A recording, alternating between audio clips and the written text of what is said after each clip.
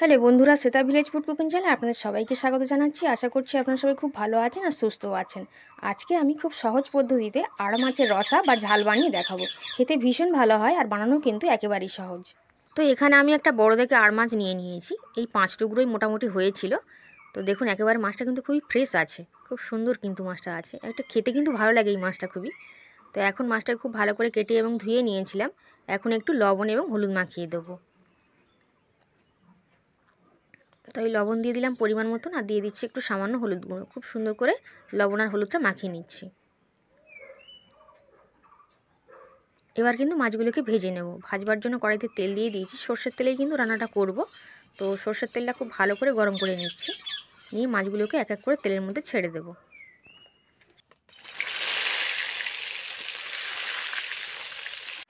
এই আড়াই ট্যাংরা মাছটা বন্ধুরা একটু কিন্তু ফাটে তেলের উপরে, তো সেই জন্য কিন্তু ঢাকা দিয়ে ভাজতে হবে, তা নাহলে কিন্তু তেলটা ছিটকে আসে বেশি করে। তো মাছটা দেখুন কিছুক্ষণ হয়ে গেছিলো, এভাবে উল্টে পাল্টে কিন্তু সুন্দর করে লাল করে আমি ভেজে নিচ্ছি।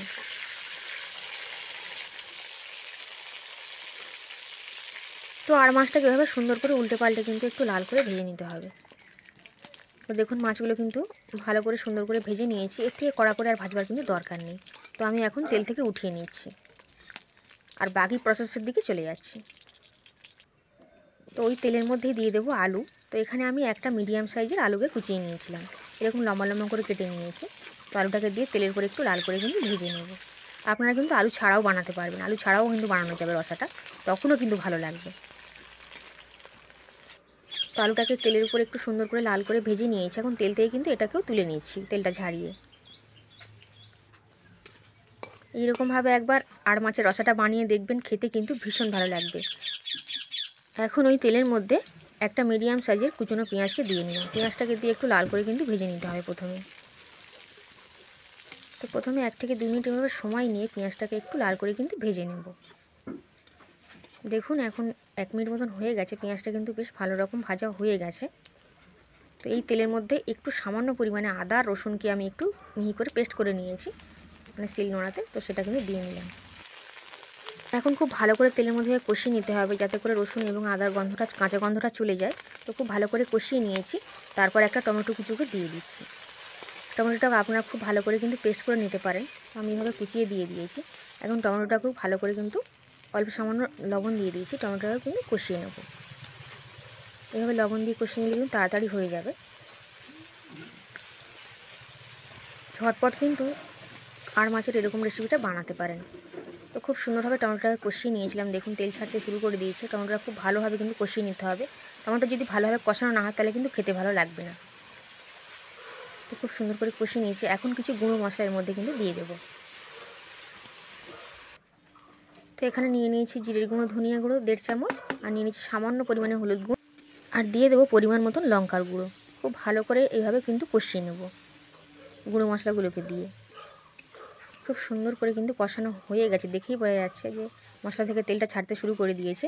এখন আগে থেকে যে আলুটা ভেজে রেখেছিলাম সেই আলুটাকে কিন্তু দিয়ে নিলাম। আলুটার সঙ্গে সমস্ত মশলাগুলোকে আরও 1 থেকে 1.5 মিনিট মতন কষিয়ে নিচ্ছি একটু। রান্নাটা একদম মাখা মাখা হবে, তাই সেই জন্য জলটা কিন্তু অল্পই দেবো। তো আপনারা ঝোলটা কিন্তু আপনাদের পছন্দ মতন বানাবেন, তো জলটা সেরকম মাপেই দেবেন। তো আমি এখানে 1 বাটি পরিমাণে জল দিয়ে নিলাম, আর ঝোলটা ফুটতে শুরু করে দিয়েছে। এই সময় আমি মাছগুলোকে দিয়ে দিচ্ছি। মাছগুলোকে দিয়ে 10 মিনিট মতন ঢেকে রান্না করলেই কিন্তু রেডি। তো ঢাকনা দিয়ে কিছুক্ষণের জন্য অপেক্ষা করছি।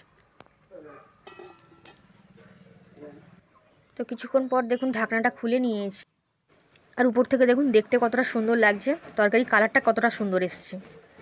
আর আমি কিন্তু এরকম মাখা মাখাই রাখবো, ঠান্ডা হয়ে গেলে আর একটু মাখা হয়ে যাবে। এর থেকে আরেকটু ঝোল করছি না, এরকম মাখা মাখাই রাখবো। তো এখন কিন্তু আমি একটা থালার মধ্যে নামিয়ে নিয়েছি।